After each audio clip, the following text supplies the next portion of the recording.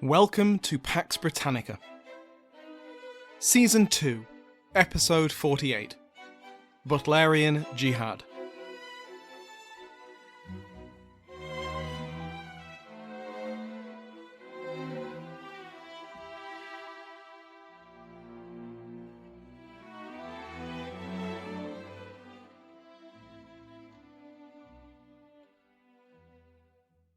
Welcome back to Pax Britannica. I'm your host, Samuel Hume.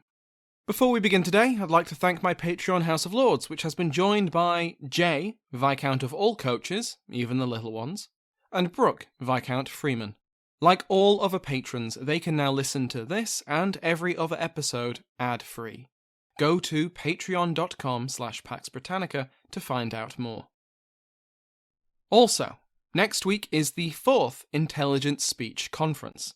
There are some brilliant podcasters, history and otherwise, presenting and speaking on the 25th of June, starting at 3 p.m. London time or 10 a.m. Eastern.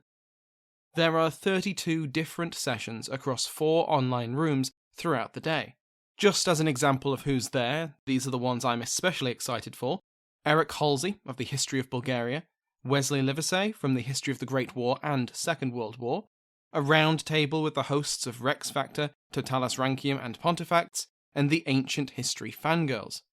On top of all these individual sessions, there are 3 keynotes by Rex Factor, Jennifer DeSalle of the Art Curious podcast, and none other than Jamie Jeffers of the British History podcast to cap off the day.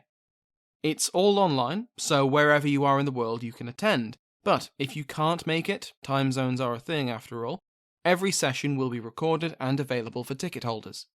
Go to intelligentspeechconference.com or follow the link in today's episode to find out more. Last time, we covered how the Royalists, Lord Inchiquin and Lord Broghill, turned their cloaks and defected to the English Parliament. Out of disgust at the cessation of arms, the truce between the King and the Irish Confederacy, the defectors brought a large territory into Parliament's control. But as we also saw, Inchiquin almost immediately suffered from buyer's remorse, realising that he was now alone, England was across the sea, and the Confederate armies were just up the road.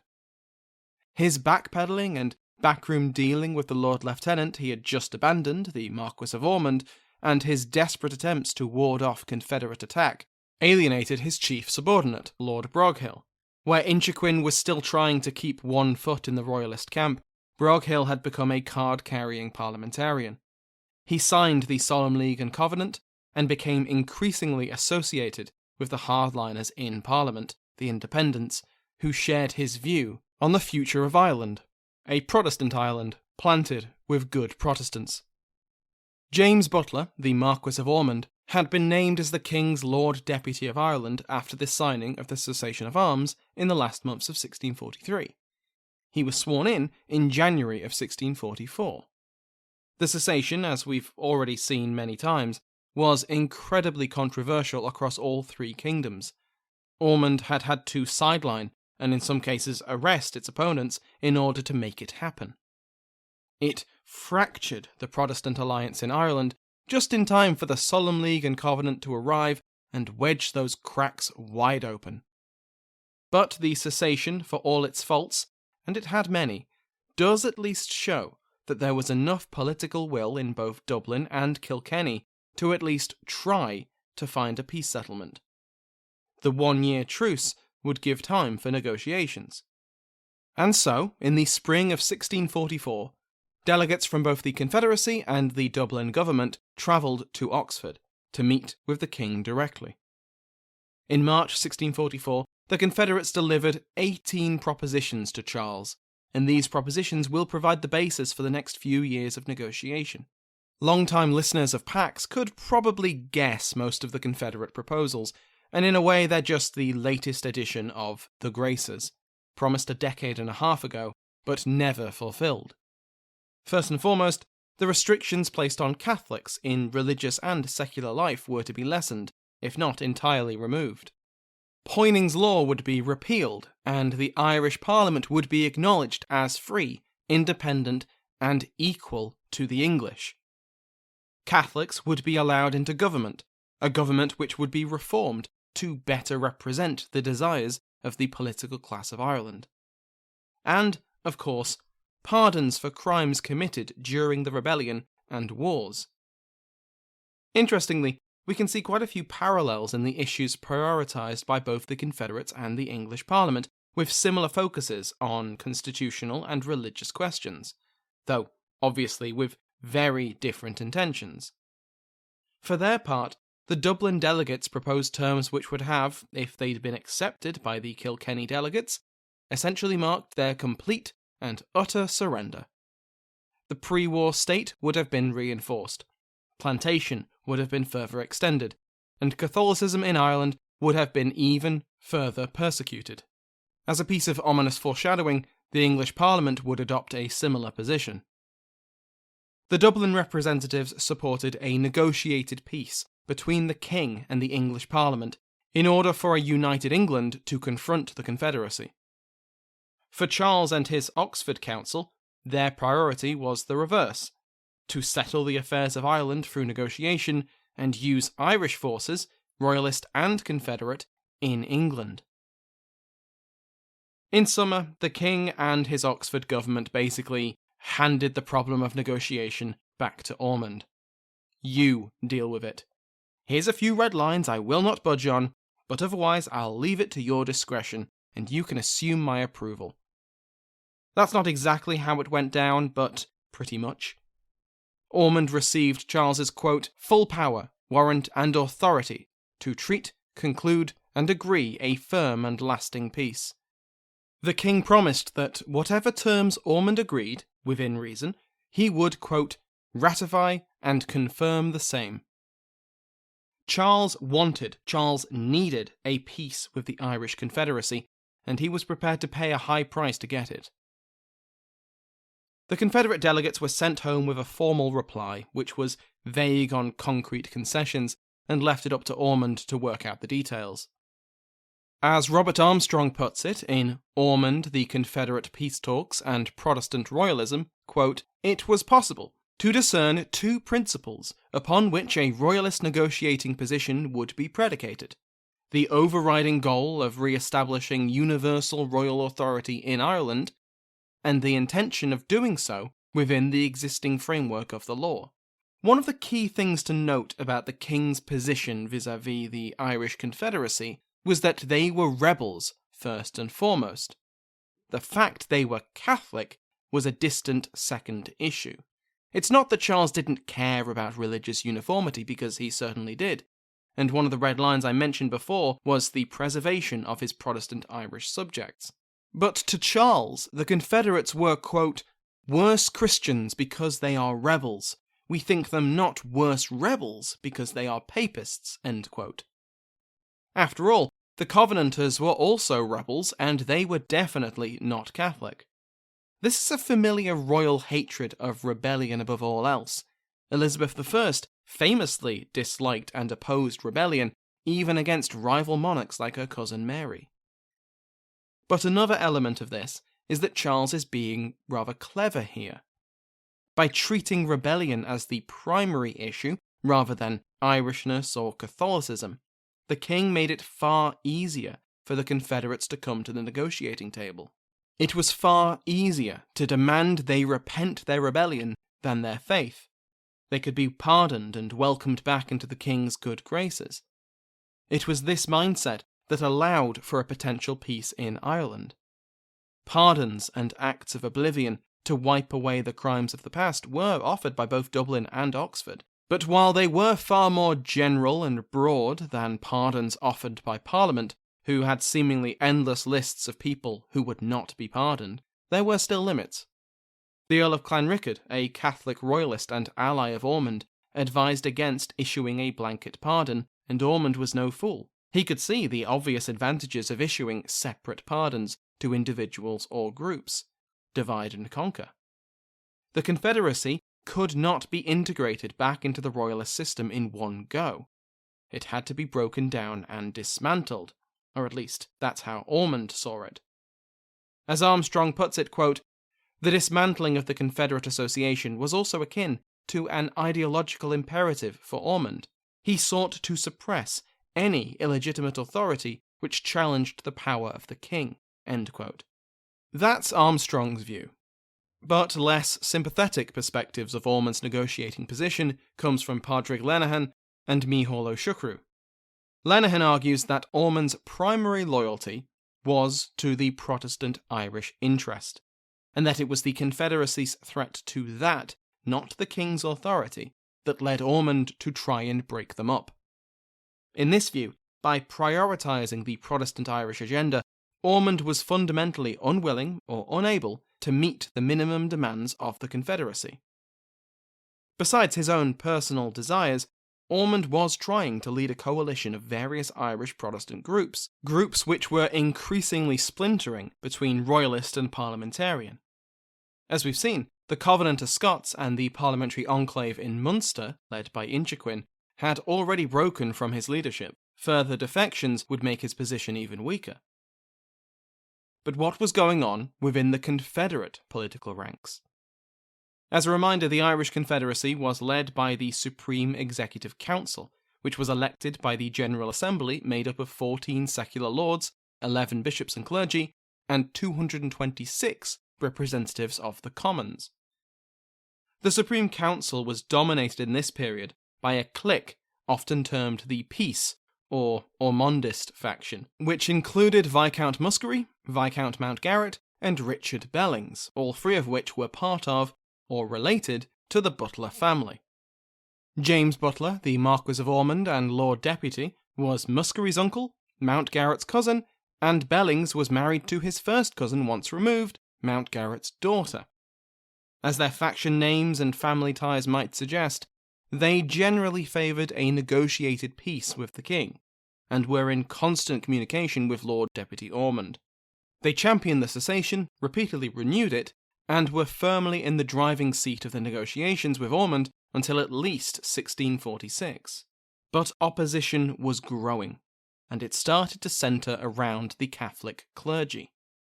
This opposition was termed the clerical faction, and they found their leadership from the papal representative Pier Francesco Scarampi. Shortly after the Confederacy was established, Pope Urban VIII sent Scarampi to be his representative to the newly founded Catholic government, and he was a figure of wise advice, though far from an assertive presence. He opposed the cessation on the grounds that the Confederates were winning, and that, quote, "not to go forward is to go backward," end quote. He lost that argument, and he was firmly in the minority at this point, but that would not be the case forever. Another division within Confederate ranks was that of strategy, beyond support and criticism of the cessation and a negotiated peace. Pádraig Lenihan identifies two main camps within both the Confederate government and among their officers in the field, which he describes as the insular strategy and the expeditionary strategy. The insular strategy had a notable champion in Scarampi. Essentially, he advocated for the Confederates to focus on securing their position within the island of Ireland. A stronger position in Ireland meant that regardless of who won in England, the Confederacy would be able to negotiate from a position of strength, if not outright victory. And if negotiation failed, then a united Catholic Ireland would be better able to withstand an invasion. Scarampi argued that, quote, "if we now adopt our proper measures, the party eventually triumphing in England will find us in arms, well provided, with increased territories, and stronger in foreign succours. Thus they could not so readily invade us, nor swallow us up, so as to leave us without the free exercise of our faith, or some share in the administration of the kingdom." End quote. The expeditionary strategy, expressed by Bellings among others, was to proactively intervene in the other wars of the three kingdoms, on the king's side, with two primary aims. Firstly, so that the king was not defeated by a parliament deeply and openly hostile to Irish Catholicism, and secondly, to commit the king to reforms and toleration for his Catholic subjects, owed to them by their aid. Bellings insisted that the Confederacy must, quote, "be serviceable to the king, and prevent any disaster to him which might eventually lead to our destruction," End quote. Lenihan makes the point that both of these strategies were inherently defensive in nature. There was no intention from either camp to try and export their religion into the other two kingdoms, notably unlike the Covenanters and the English Parliament. They both understood that any peace would come from negotiation, and they were considering events in the wider wars of the three kingdoms. At the time of the First Cessation, the Confederates controlled the majority of territory in the kingdom, but there were sizable and valuable holes. Obviously, Dublin was foremost among them. It was the capital, the largest city, a valuable port, but it was also heavily defended, and besides, the Confederates had a truce with Ormond. But in the north, the Covenanter army of Robert Monroe, and the settler armies and militias aligned with him and the Solemn League and Covenant, were not part of this truce. Ulster had been heavily planted by English, Scottish, and Welsh colonists for the last few decades, and the North Channel was only 12 miles or 19 kilometres wide at its closest point. And then, to cap off the Confederacy's worries, the defension of Inchiquin in Munster opened up another potential invasion route. Munster and the southeast were densely populated by settlers, and major harbours such as the port of Cork would be ideal for English reinforcements. Dublin, Ulster, and Munster were all potential routes for armies of reconquest. Scarampi and those who fought like him argued that the Confederacy, 1, should not have agreed to the cessation in the first place, and 2, should prioritise setting their affairs in order in Ireland before sending any help to the king. On more than one occasion, though, it's clear that both strategies could be followed at the same time. For example, in November 1643, the General Assembly agreed to send Owen Roe O'Neill, commander of the Confederacy's Ulster army, another 6,000 men, led by the Earl of Castlehaven. This was partly due to O'Neill kind of, threatening to leave Ulster and let his men take supplies from other regions, if he didn't get support. But it just so happened that Castlehaven's offensive coincided with the Earl of Antrim's dispatch of Alistair MacColla to Scotland to begin Montrose's year of victories. Ormond supported Castlehaven's offensive and MacColla's adventure, hoping that both might distract the Scots from their intervention in England. We've already seen how MacColla and Montrose enjoyed their year of victories, and while it didn't force the main Covenanter field army to return to Scotland, it did keep Leven in the north and prevented a more proactive Covenanter parliamentarian strategy. However, it did mean that Monrose's forces in Ireland were reduced, as the Scottish Committee of Safety ordered his men diverted to reinforce armies in Scotland. To add to this, Monroe was forced to stay on the defensive in Ulster in case more soldiers, or even the entire army, was ordered back to Britain. It was a huge advantage for the Confederates, and David Stevenson suggests that Montrose's year of victories was far more beneficial for the Irish Confederacy than it ever was for the king, whose cause Montrose was fighting for. Castlehaven's offensive was less successful. He led 6,000 men into the province, but he was limited in what he could actually do. Monroe could still call upon 12,000 men from his original Covenanter expeditionary force and various militias and local armies. Castlehaven was stuck harrying and ambushing smaller forces. But Ulster was gradually losing its place as the key to the island of Ireland, at least in this war. The Confederate leadership was well aware of the political manoeuvrings in London.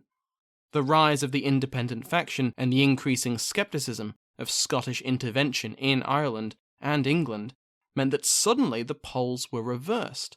Monroe's army in Ulster was no longer Parliament's main hope for an Irish victory. Now it was the south, in Munster, with Inchiquin and Broghill.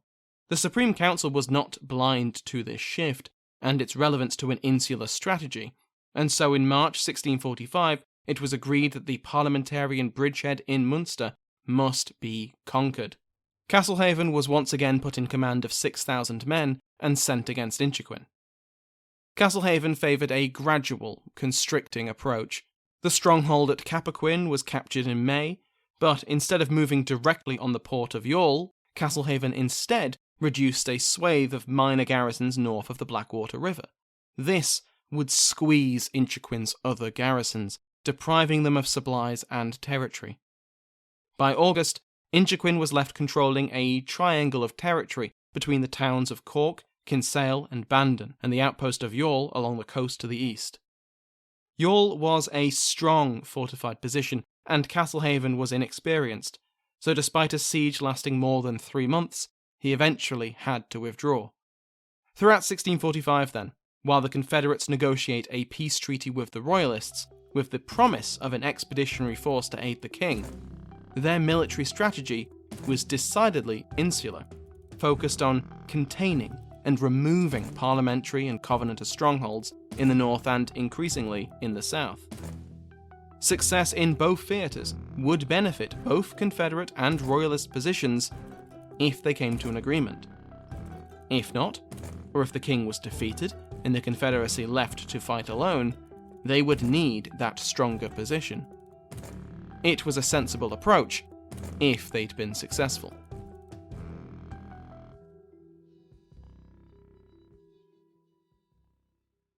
After the Confederate delegates returned from Oxford in the summer of 1644, a General Assembly was summoned to discuss their negotiations. The men who had made up the negotiating team was reappointed by the Assembly and came to be known as the Committee of Treaty. But the Assembly also demanded reform in how the Confederacy was to be led, and insisted that a member of the cloth be appointed to the negotiating committee. This was directly against Ormond's insistence that he could and would not negotiate with a Catholic clergyman. But this was more a symbolic act anyway. The Assembly appointed the Archbishop of Dublin, who was reportedly too fat to travel easily. Micheál Siochrú notes that the Archbishop was never actively involved in any of the proceedings. His signature never appears, and he is never mentioned in the minutes. I'm not going to go too deeply into the negotiations between Ormond and the Confederate Committee of Treaty. It's interesting, but there's a lot of back and forth going on over the 3 years. Relatively easy issues were fairly quickly agreed, like the restoration of lay Catholic property to what was owned before the war, a general principle that crimes and decrees of outlaw would be wiped, the reversal of Wentworth's plantations in Connacht, and promises of improvements to the administration of the kingdom to curb abuses. As Siochrú puts it, although these concessions fell far short of the Confederates' core demands, at least some gains had been made. The meatier issues remained, however: the repeal or suspension of Poyning's law and the penal laws, the summoning of a parliament and the question of its independence, and, one of the greatest and thorniest issues, the restoration of churches and church property to the Catholic clergy. The Confederate negotiators, well aware that the clergy would firmly resist the return of the churches to Protestant control, made the very sensible, if perhaps short-sighted, decision of just not bringing it up. Ormond and his negotiators had made the same sensible decision, knowing that the Irish Protestant clergy would never consent to leaving the Reformed churches in Papist hands.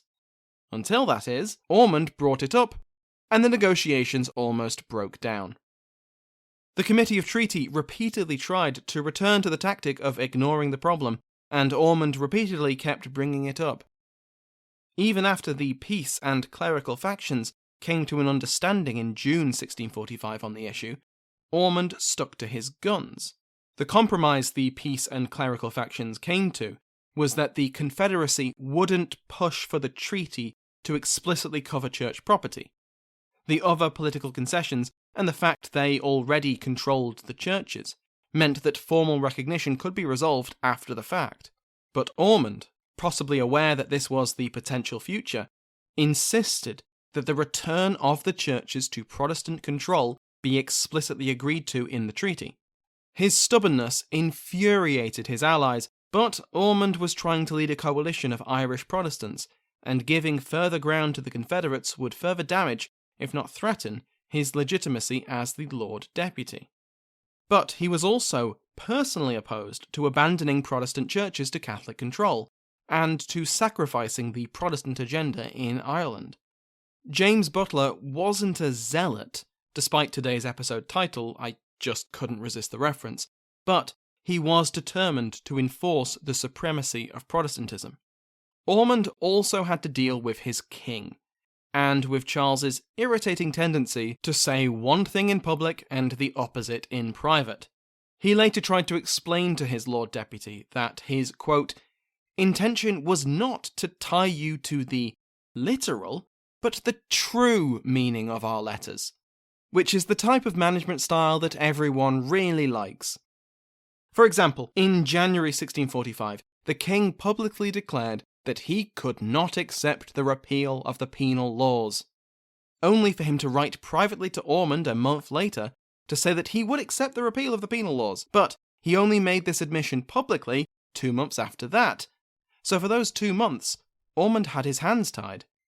Could he promise the repeal of the penal laws to the Confederates? What if that promise was leaked? What if the Confederates didn't believe that Charles would accept it? But when the king made his public commitment to repeal the laws, Ormond still did nothing. He was, quoting Siochrú, conscious of the almost unanimous opposition in Protestant Ireland to such a concession, end quote. The king's meddling aside, Siochrú pins Ormond with the badge for greatest obstacle to the peace settlement.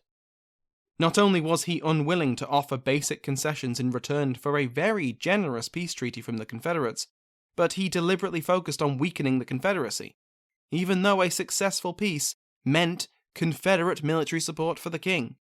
So during 1644 and the early months of 1645, when the peace party was ascendant in the Confederacy and the opportunity for an acceptable peace was the most possible, Ormond's willingness to let the negotiations stall on the single most controversial point, religion, let the best opportunity for an early peace to slip away. He repeatedly insisted that a peace treaty needed to include an explicit article promising the return of church property to Protestant hands. Worse, the delay created the ideal conditions for opposition to a negotiated peace within the Confederacy. But whatever his success, or not as the case may be, Ormond's efforts were taking time. They were taking too much time.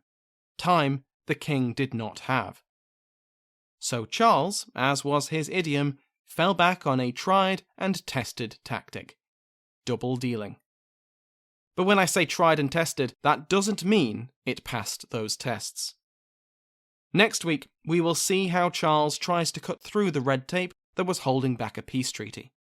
At the same time, Confederate politics will gain a new power broker with the arrival of the new papal nuncio, Archbishop Giovanni Battista Rinuccini.